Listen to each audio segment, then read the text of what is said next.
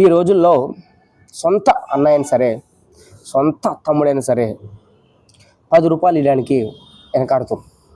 ఎందుకు? ఒరే ఇద్దరు కలిసి ఒక తల్లి కాడ నుంచి కదా వచ్చింది. మరి అన్నకు కానీ తమ్ముడుగా అప్పుడు అన్న ప్రాబ్లం ఉన్నప్పుడు తమ్ముడికి హెల్ప్ చేయొచ్చుగా, తమ్ముడు ప్రాబ్లం ఉన్నప్పుడు అన్న హెల్ప్ చేయొచ్చా? కానీ చేయరు. అదేందో మరి అన్న సక్సెస్ అయితేనేమో తమ్ముడు పట్టించుకోడు, తమ్ముడు సక్సెస్ అయితేనే అన్నని పట్టించుకోరు.